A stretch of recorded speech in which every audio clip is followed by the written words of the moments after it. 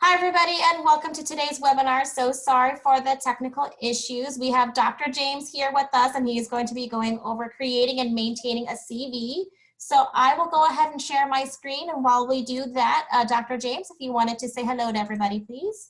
Hello, everyone. I'm sorry for the technical issues. I don't know what happened. It seemed that I was on mute, and I don't understand why, because I've never put this on mute before. But I'm very glad that I gave everything to Tran, because my computer has been behaving very badly. All right. Can you see my screen there, Dr. James? Yes, I can. Okay, perfect. So you let me know when you're ready to go, and I will pull up your items as you requested. Okay, since there's only really 2 pages, and you have my cover letter and you have my actual CV, let's move to the first page. Okay.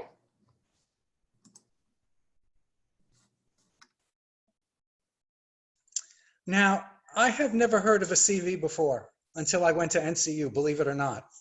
I assumed that when I finished with school that I would write a resume. And I was told many different times that no, you can't write a resume, you have to write a CV, and I had never heard of a CV. So I was really in the dark. And why a CV? Why not a resume? Well, a resume gives you bullet points of things that you did in your life. A CV, you throw the kitchen sink at everybody. And the research process, well, after I started with the CV, I didn't know what I was doing. I knew nothing. And so what I did is I started doing research online. That led me to more confusion because there's 5,000 ways of doing a CV. So I had to figure out of those 5,000 ways, which was the one that would work. And even Word has a CV template. I don't know if you know that, but Word has a CV template. And I went to that, I went online, I went to Microsoft, I went everywhere. And I asked my chair, and she gave me her CV. And then I went to a Dr. Susan Petruskis, who's in NCU, and she gave me her CV. And it was very intimidating because I don't have the background that they have. At that point, I wasn't published. I didn't do anything. So and Dr. Susan said, no, James, just give them everything you got. Make it look important. And I thought, okay, how do I make it important? Which then comes up to the setting it up. If you can share the cover letter, Tran.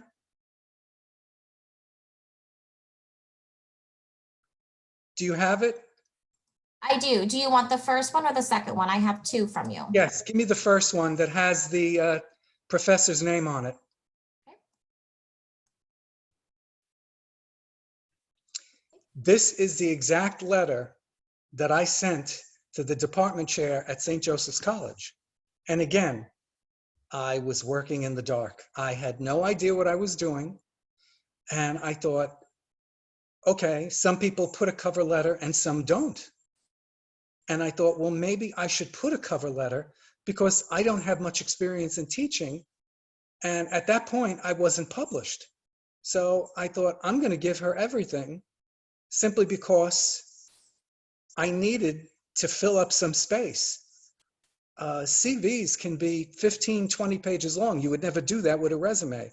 But if you're going to teach in academia, they want to know everything you've done, including honors, awards. You know, I was the president of the psychology club. They want everything. They want to know that they're putting you in charge of kids or adults that are learning a specific course, and they want to know that you're able to do the job. So if you want to take like a minute to read this, so just give it a read, because this is the exact letter I sent into St. Joseph's College before I got the job.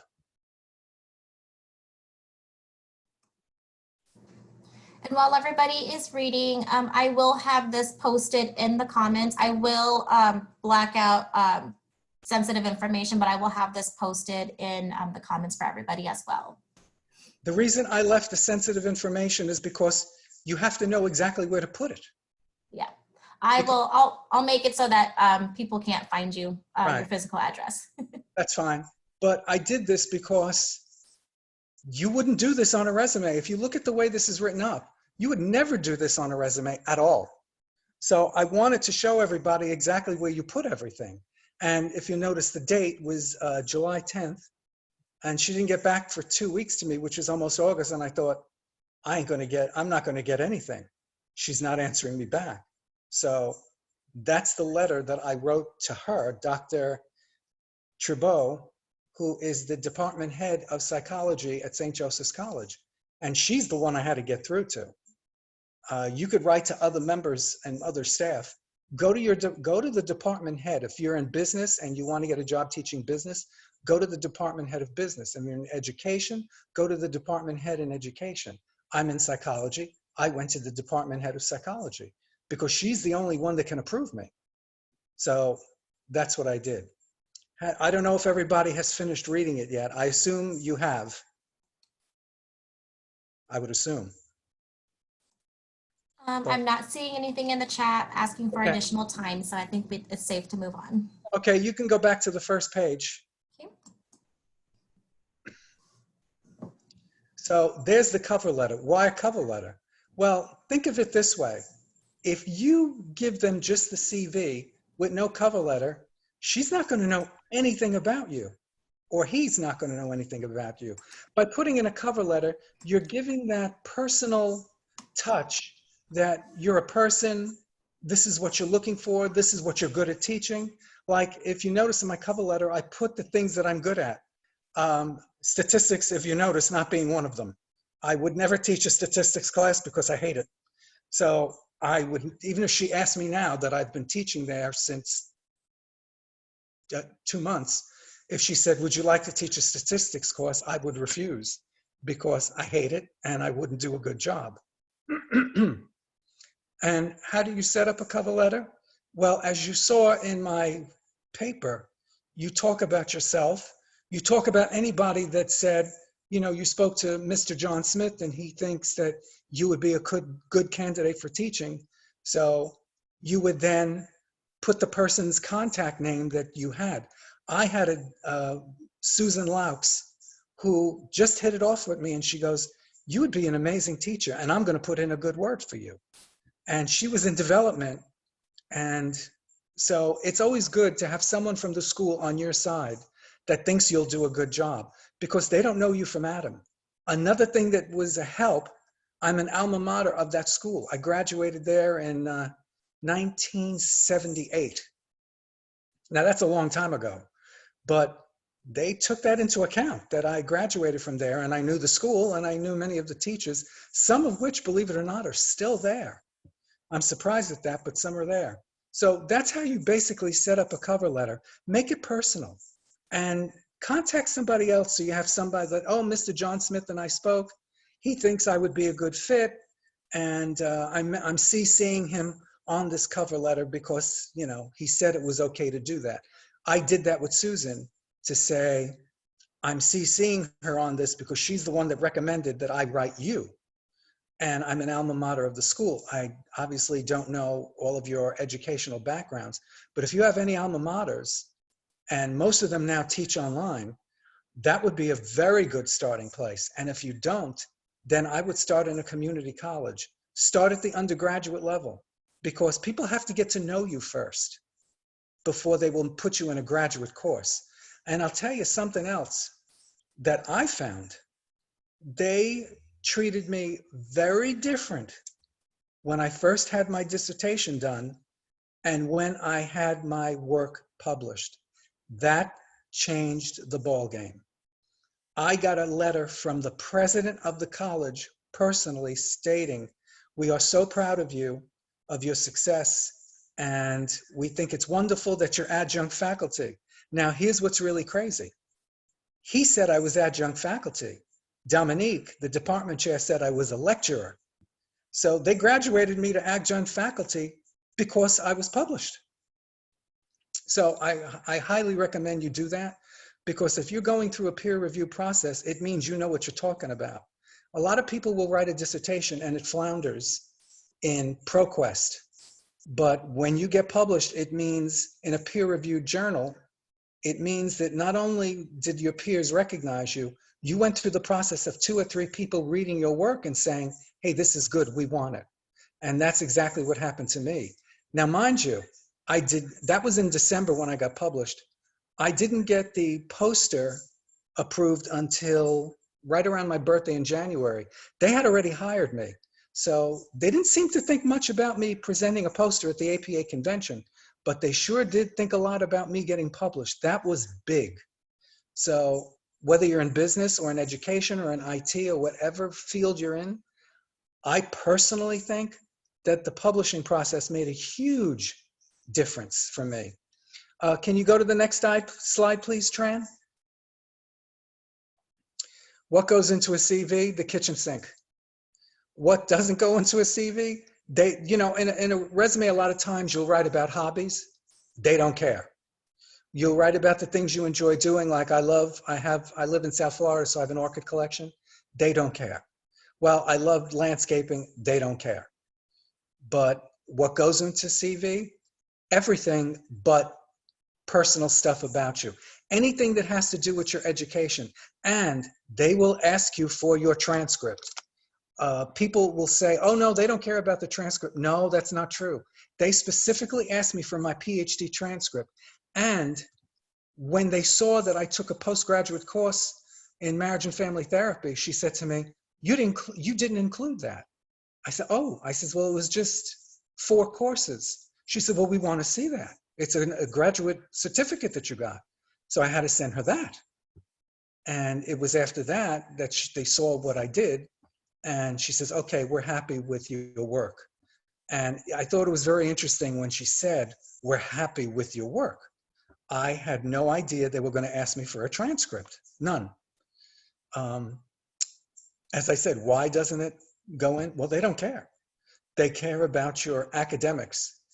Any research that you've done, for instance, one of my signature assignments was on the transgender population and the inequalities of the healthcare system. I put that down because that was 17 pages with 35 references. That they wanted to know. So if you've done any research separate from your PhD, like I did another one on intimate partner violence of same-sex couples. That was 22 pages with 45 references. It wasn't a dissertation. But let me tell you something. When they saw the amount of research I did in different topics, she said to me, this was one of your assignments? This was not a dissertation. I said, no, this is just this is my signature assignment the last week of the course. She says, I'm very impressed that you did this kind of research for an assignment. I says, well, I like research. And that seemed to make a big impression. Consolidating of items and groupings.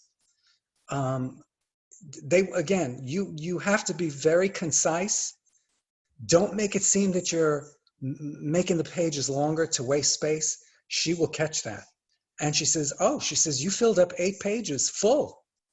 And I said, yes, Dr. Trevorrow. And then she said, no, call me Dominique. I said, yes, I filled up almost 8. She says, well, that's amazing. She said, we look highly upon people, the more experienced, the better. And I went, oh, okay. And again, I had never done this before, so I didn't know what was going to be said to me. This is something I wish they would do at NCU, is give a lecture on CVs, because when I finished, I was thrown out into the cold, into the water, and said, swim or sink. And the groupings, you have to keep your groupings together. And you'll see when we get to my paper, because I'm showing you my exact CV, and it's only good up until December. I didn't put in the poster. I didn't put in that I started teaching. So and that's another thing, you must maintain and update your CV. I have not done that, so bad me. To bold or not to bold? Well, I chose to bold. I wanted them to see in bold letters what my GPA was. I wanted them to see I was published. So I put things in bold letters that were strategically placed. Now, in all the CVs that I've looked at online and the 2 teachers that sent me their CV, nobody put anything in bold. But I saw a site on, I forget the name of it, I want to say cv.org or cv.com or something like that. And it said, we recommend that you put important items in bold, meaning that it's going to catch their attention. They don't recommend that. That is something I did separately. Nobody does that, but I did it. And then to italicize or not, I've chosen really not to italicize. I'd rather bold it, because you're not going to notice a regular word that's italicized, but you're going to notice if that word is in bold. You're going to notice that. What goes where? Your education, and then work experience, and then honors and awards. You'll see how I did it. So you can go to the next slide. And as I said, this is not a long presentation. I didn't want it to be a long presentation because I didn't want this to be about me. I wanted this to be about you. I wanted it to be about the questions you have. And a lot of times when we do webinars, we have 10 minutes, 5 minutes to answer questions. And you want to hear it from the horse's mouth. You don't want to hear it 3 days later when you may write to me and go, oh, you didn't answer my question on this. You didn't answer my question on that. And by asking questions, I may be helping other students who have the same questions you have. Tran, could you put up my cover letter of my CV, the generic?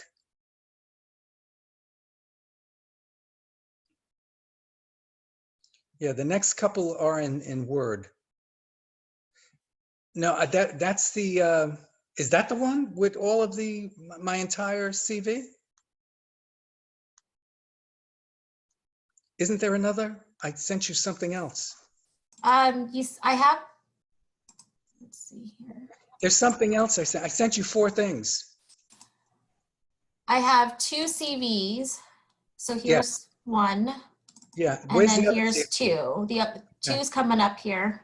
Okay. And here's 2. They're both the same. I had to rename one of Are them. they really the same? And then I have yours too. So this is the one I have. Okay, that's the one. That's the Okay. one. Okay. Now you'll notice this one is my template.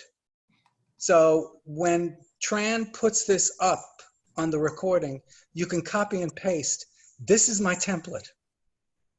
And it's another thing that's important. You see where I have jamesgigliello.phd? Use it. When you get your PhD, put jennyjones.phd.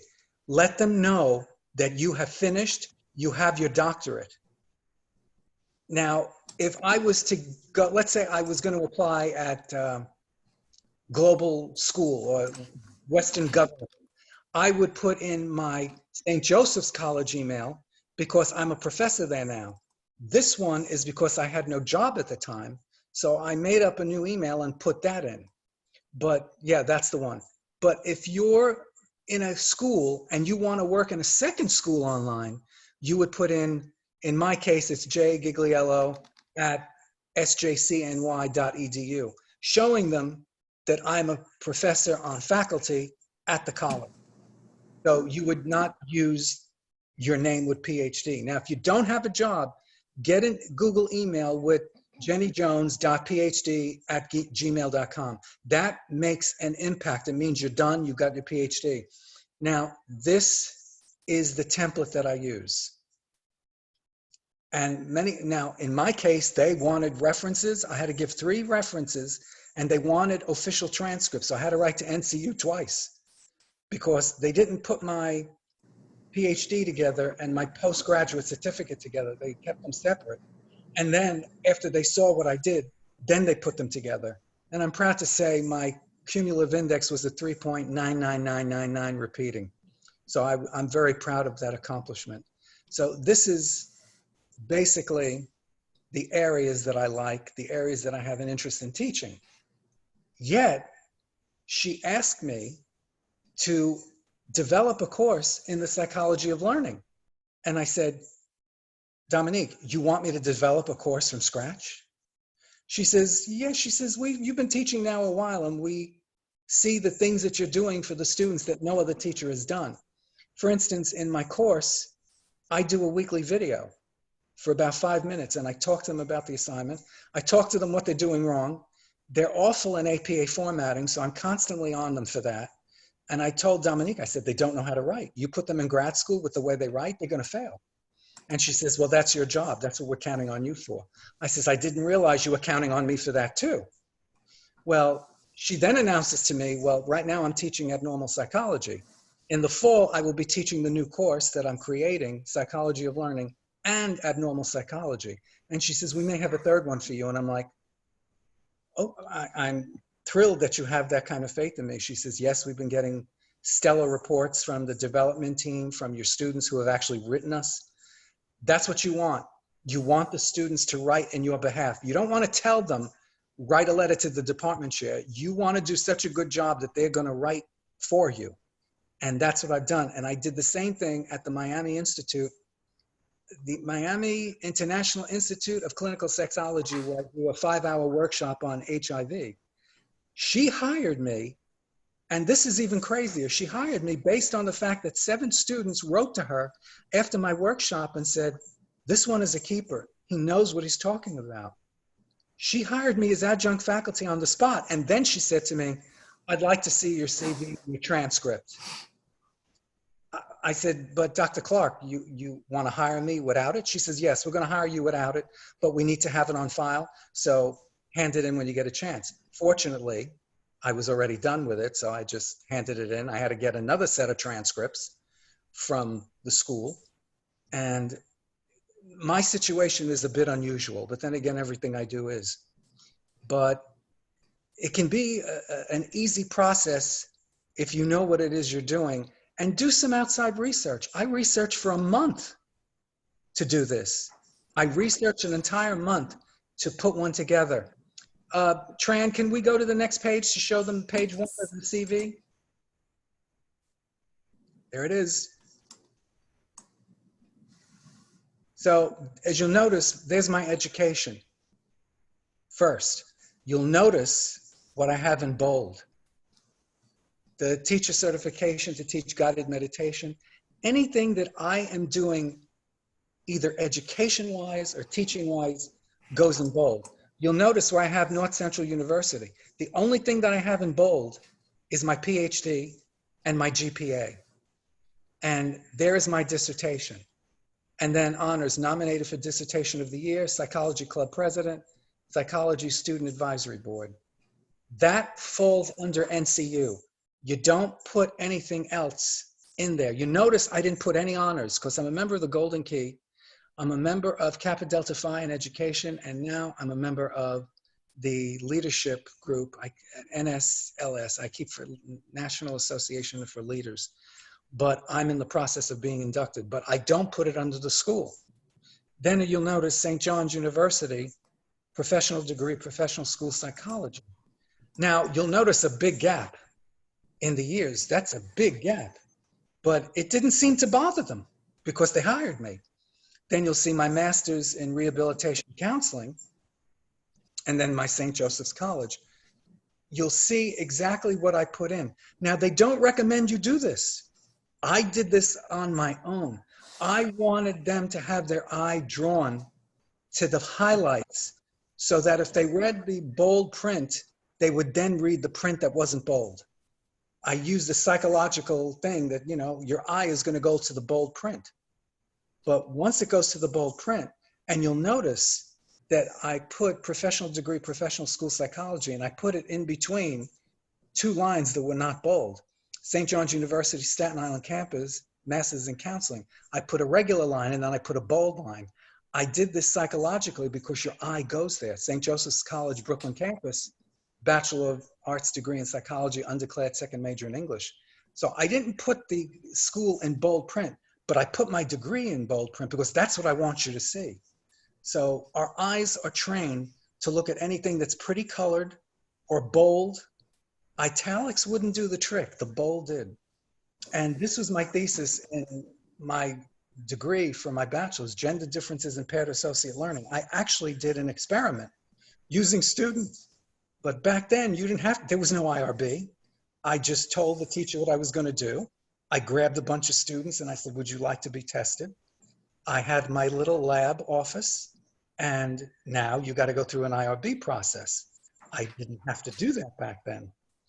Can we move down, please? Okay, there's your awards. you notice they're all in one spot. And these are, and you notice the awards is in bold, but the awards themselves are not. But the years are in bold because, again, it's going to draw your eye to it and you're going to go, oh, 2010 to 2015. Oh, look at that. He got a certificate of appreciation from the health department. Volunteer award, the satellite of the Broward County Health Department, 2008, 2012, he had 4 awards. Anything that makes you look in a good light that you are a capable person is important. Teaching experience. Again, look how I bolden International Institute of Clinical Sexology, June of 2019. The date on this wasn't as important as where I'm at and what I'm doing. Mindfulness meditation instructor. I'm still teaching there.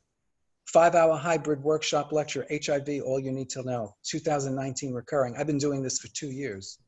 And you'll notice I didn't put any of that in bold, but the heading is in bold because I want them to see what I'm doing. They'll read, believe me, they will read the rest of it once you have written what it is you're doing in teaching. And you'll see my teaching experience is not big.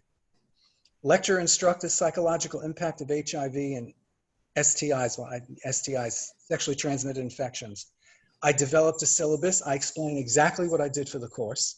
Exactly when I did it in 2016. They don't care about, you don't have to put the month or the date. They don't care about it. They want to know that you're capable of getting before an audience or online and doing the work that they're assigning you. And you'll note it's in descending order. We started with June 2019. Now, I chose to keep those not bold, but you notice the older ones I kept bold because I wanted them to see that, yes, this is what I'm doing now, but I want you to see I've been doing this for a while. So I bolded the things that were older so they would have a look at it rather than say, oh, he's only just done the first 2. No, look down, read the bold letters, and you'll see I've done other things. Is there anything else, anything else? Yes. Oh, okay, I wasn't sure. Oh my goodness. So Broward County Health Department. I've been in that group for 11 years. If you're in a group that you've been doing, let's say in your field for a long time, put it in. And it's under relevant experience. It's not teaching. It's not an award. It's relevant experience that, yes, I know what I'm talking about. I'm capable of teaching for your school. And by not hiring me, you're doing yourself a disservice. So, and of course, as you notice, those things have nothing to do with psychology other than provided input on psychological impacts of HIV infection, stigma, moving forward with the National Strategic AIDS Plan for the US as needed. As you see, that has nothing to do with teaching, but for some reason that resonated with her more than the others. And she loved the fact that I was a co-chair on the trans advisory board. That made an impact on her for some.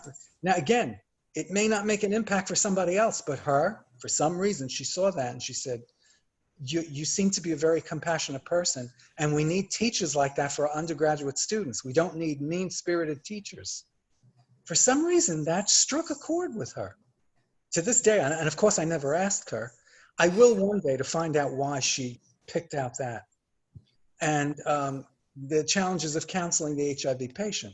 Being in psychology, one of the fields of psychology is counseling, even though my degree is not in that, but I have a master's degree in rehab counseling. And I worked in South Beach Psychiatric Center with people who had drug addictions and challenges. But I didn't want to put that in because I didn't feel it was important to what I was doing, although I may change my mind and stick it in there. These are now the organizations I belong to, which is different than relevant experience. This is what I'm now doing. I'm still in these groups. University of Florida, Gainesville. I meet with them every Tuesday. University of Florida, there's a strategic planning subgroup for HIV stigma and a strategic planning work group. I belong to both of them because my dissertation was on HIV stigma. And I want them to know that if they want me to help them do research to write another paper, I'm available. So put relevant research so that if they want to say, hey, James, we're going to do a paper on HIV stigma in Gainesville. Would you like to be a co-author of that? That's important. It may not be important for teaching at St. Joe's, but it's important that you belong to groups that are adjacent to your field. Organization, here's more, as you see. Florida State Health Department in Tallahassee. More things, as you see, when you sit down and think about all the things you've done, it turns out to be quite a bit, and I'll be adding more. You see, you notice HIV Gay Men's Work Group, I'm an original member. That's important. If they see that you've stuck with it, they're gonna go, this guy's not a quitter. Oh, he only joined for 2 years. No, I'm an original member. I've been there 11 years. What does that tell you about me? Presented dissertation research on stigma.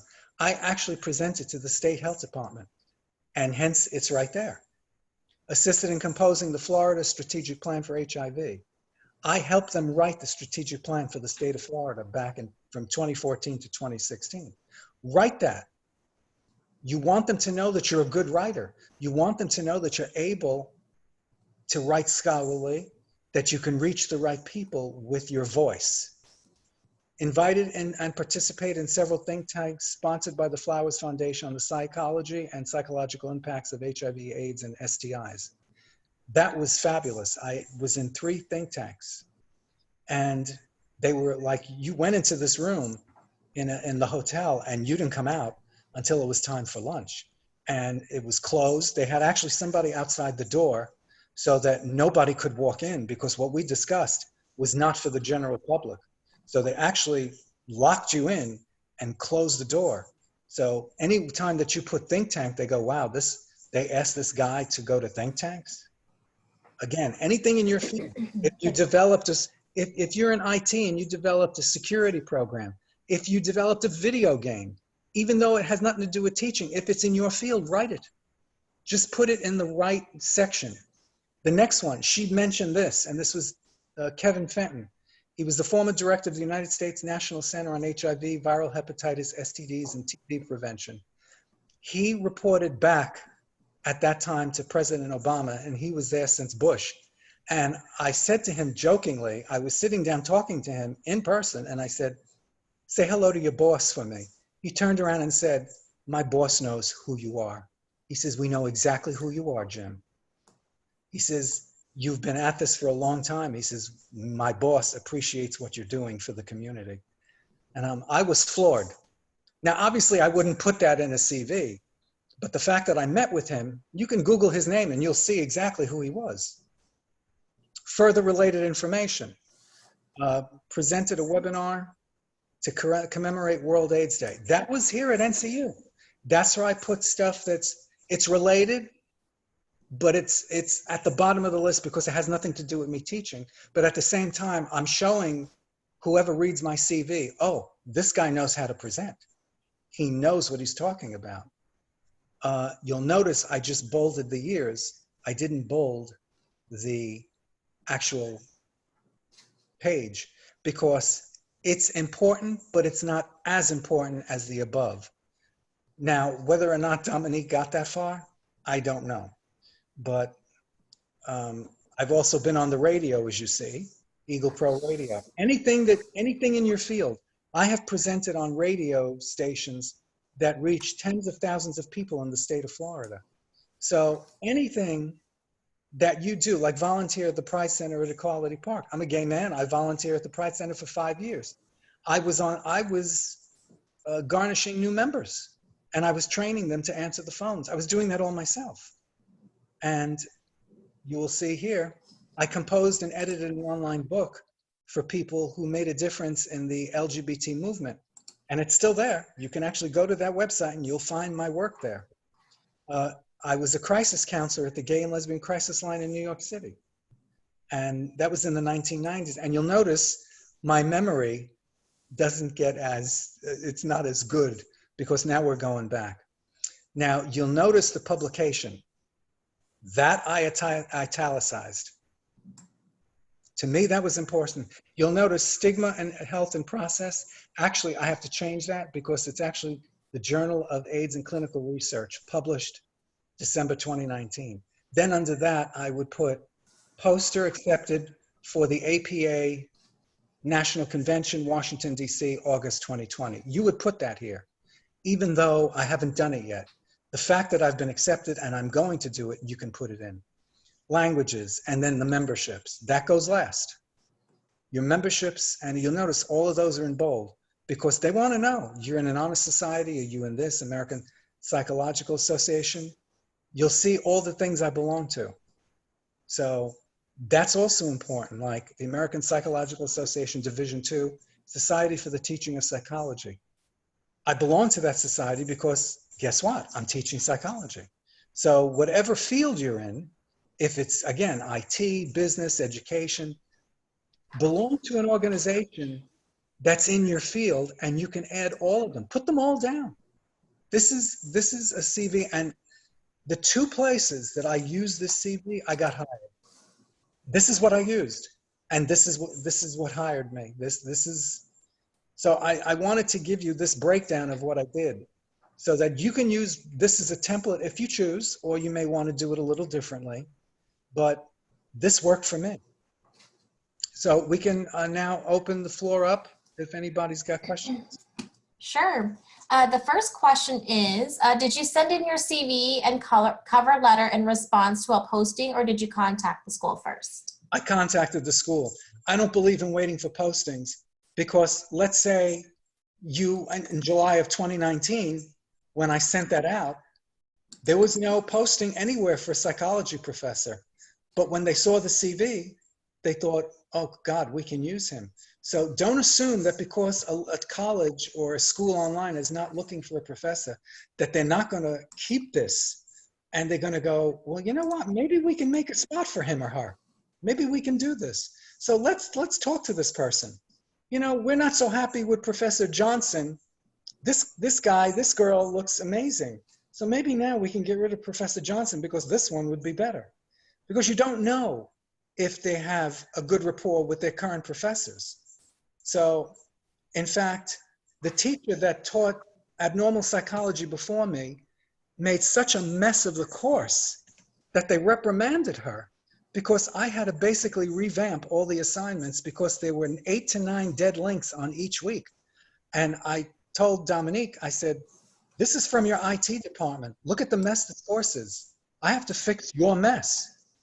So the other teacher has been relieved and she's working in the office and I'm teaching because I fixed every single link over the 14 weeks. I make sure my links work. No offense to NCU, but there were many courses in NCU where the links were dead. I do not do that. I make the links and I make sure every damn one of them works because you're not going to come with me with an excuse and go, well, Dr. G, I couldn't do the assignment because 3 of the links were dead. They're not dead because I clicked on them. They're all working, so don't give me that. I'm 3 steps ahead of you. Next question. The next question is, I'm in a master's program. Is it still appropriate to have a CV? Absolutely. That's where you should start one. Again, I had never heard of one, so I started it at the end of my PhD. But anything you do from master's level on, start compiling your data because there are courses in community colleges and undergraduate colleges where they will hire you. They won't hire you for graduate, but they will hire you for undergraduate and community colleges. So yes, absolutely, start a CV. Next, please. The next question is, I have taught secondary school. My dissertation deals with secondary school. I'm a member of NSLS and KDP, and would I add this to my CV? I've also taught special education for 25 years with other administrative duties throughout the years.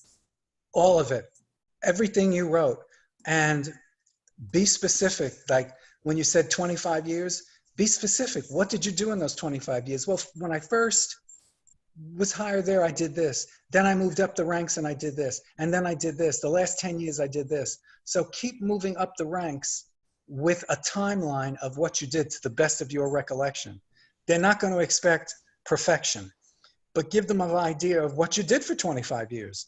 And absolutely, all of the honor societies, you saw on mine where they're all listed at the very bottom, but they're all there, every single one of them. And I still have to add the NSLS. You see memberships. I have to add one more in because now I'm in the induction process. I'm on the last step before induction. So that's going to go at the bottom, but I want to wait till I actually been inducted. And the person just sent in a clarification, even though it was in public high school education? Doesn't matter where it is. Public high, you still taught. It doesn't matter if you were in a $5 million private school or public education. If it wasn't for public education, a lot of people wouldn't be where they are today. So I never discount public education. Put that down. Great. The next question is, how many references should you have? 3. That's the standard. They usually will ask you for 3. I had to give in 3. And don't give them any more because they think you're showing off. They ask for 3, give them 3. If they want 2, give them 2. If they want 4, you give them 4. But if they ask for 4, don't give them 6. They're thinking, oh God, this person's a show off. You give them what they want. And if they say, well, we'd like 2 more. Okay, I'll give you 2 more. Let them ask you for what they want. Don't give them more than what they want. All right, the next question is, I see you used a different format for the dates, 2019, 8, 7, 6. Was this recommended by a CV site such as cv.com or cv.org? Nope. I took it upon myself. Anybody with half a brain knows that's 2019, 18, 17, 16, 15, 14. It would be too long on the page. If you wrote out all those numbers, where would you put them? So I wanted them to see, I've been doing this since 2014, but I didn't want to put 2014 to 2019. I wanted them to see that I've been doing it multiple times a year. Hence the reason why I put 987654. Again, look at it. Do you notice how it drew your eye there? That was my point. It draws a person's eye to that because it's different than the standard heading. And that's exactly what I wanted to do, to show them I've been on commercial radio talking about this. So look at me. I did something special here. I've been on a radio show since 2014, and I'll be going on it again in the next couple of weeks. So I'll be putting 2020. I'll add it 2020 and then add a 987654. So that's what I believe in doing. Again, no site told me to do this. I took it upon myself to do something different. All right, the next question is, I have been working as an educator for decades and I have a lot of varied teaching and curriculum development experience. Does the inclusion of dates on my CV threaten me with age discrimination? No, because as you see, I'm not a young man. And in academia, believe it or not, age works in your favor because they want teachers with experience. They don't really like to have somebody out of school who's 18 years old that comes in bright-eyed and bushy-tailed thinking, I'm going to change the world. People change the world when they have knowledge of the world, and that takes years of experience. So that's something you have in your favor, not a detriment. Okay, the next question is, I've heard that it's important to keep your cover letter short. Adding your curriculum vitae creates a very long CV. Does this cause issues when applying? Not at all. The funny thing is, the teachers at NCU who gave me their CVs to look at were 15 pages. Mine is 8 or 9. These were double, and that's what scared the life out of me. I said, I don't have a 15-page CV. And that's when Dr. Susan said, don't worry about it. You don't need 15 pages. She was published like 6 times, and she put each time she was published. So it increased hers to like 15 pages. Dr. Ackerman's was 17 pages. And so it has nothing to do with length. And they will look at it. They want to know that they're hiring somebody with experience. Okay, the next question is, if I'm applying for positions that require both management and AI, what is the best way to incorporate experiences that may not be in the same industry? You would write relevant experience, and then you would write extra experience. You would never say unrelated experience. You would put in relevant experience, and then as you see what I did, I don't remember where I put it. I put extra experience, or let me see, where did I put it? Organizations, relevant experience. I think it was under organizations. I think it's under that. Further related information. Yeah.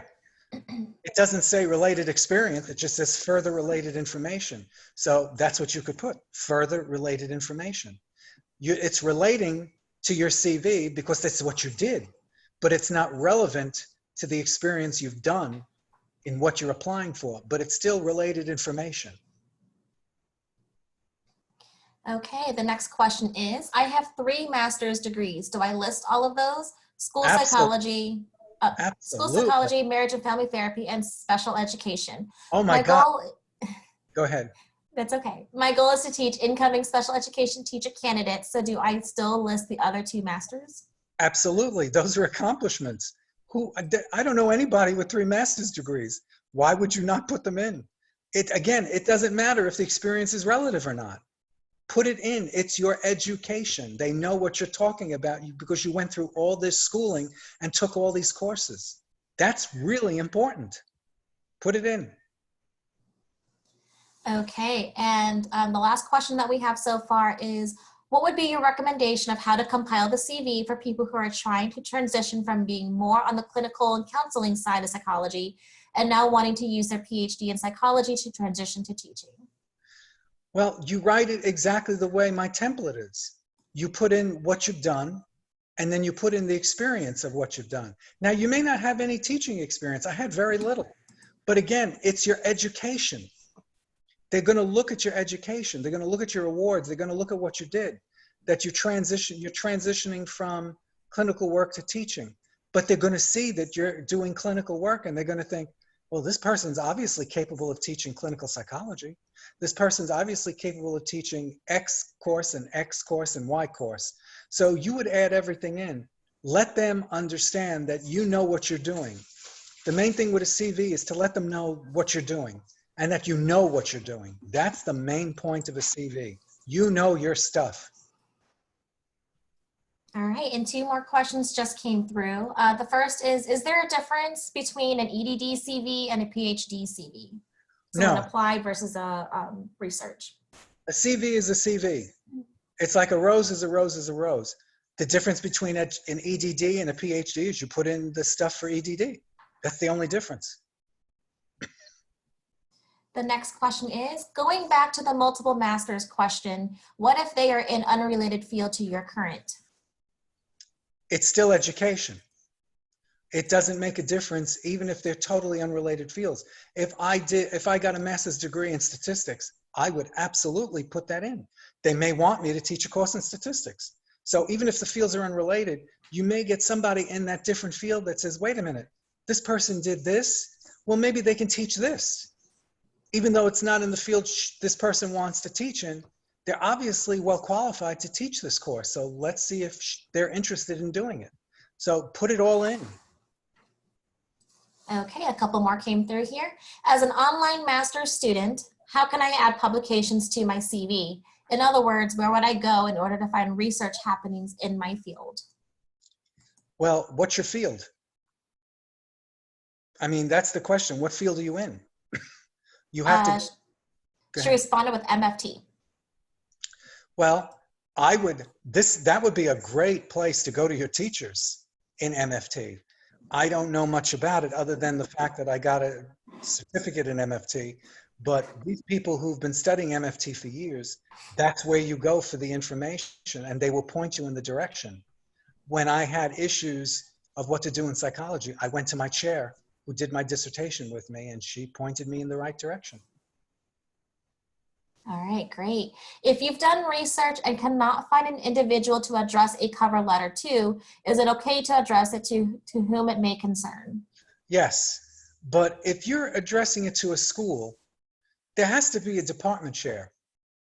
I mean, if you're doing it in even if you're doing it in an institution, I mean, both the schools that I work in, I have the dean in one school, and then I have the department chair in the other. There should be always somebody to directly write that to. And you could probably find that information out by Googling, like St. Joseph's College psychology department head, St. Joseph's College history department head. That should Google up because those are public records. So whatever institution that you're applying to, there should be some contact person. Right? To whom it may concern sounds really, really, how shall I say? cold, very impersonal. You want to reach out to a human being. There has to be somebody in that institution that you can reach out to. Even an assistant dean, the dean of the school, the assistant dean, somebody. Another question came through. What can I expect on a job interview? I did my job interview over the phone because the school is 1,000 miles away. We did a Skype interview. I got dressed up and she kept me 20 minutes. She asked me questions about how I would teach a course. And I simply told her, I believe that when you're teaching a course online, that you have to have weekly videos so the students feel connected. I don't want to do multiple choice questions because you're regurgitating information you took from a book and they're going to forget that information next week. I want them to write. Because in grad school, they're going to have to write. If they go for a PhD, they're really going to have to write. And since my PhD was online, I'm well qualified to teach people how to use APA formatting and how to get from them what I want. That sort of sealed the deal for me. All right, I don't see any more questions in the Q&A box, and I don't see anything else in the chat box. So we'll give a few minutes to see if we have any last minute questions. But Dr. James, again, thank you so much for your time today. I'm glad we got our technical issues straightened out. Yes. But I have been recording today's session and it will be posted in the comments along with the documents here. As always, if you have additional questions, you can always reach out to Dr. James in the comments. You can also reach out to us at ctl@nc.edu. We can get your question over to Dr. James. With that, I will go ahead and give everybody a few minutes back to your day, and I hope to see you at the next webinar. Bye-bye, everybody. Bye. It's been a pleasure, everyone. Thank you. Bye.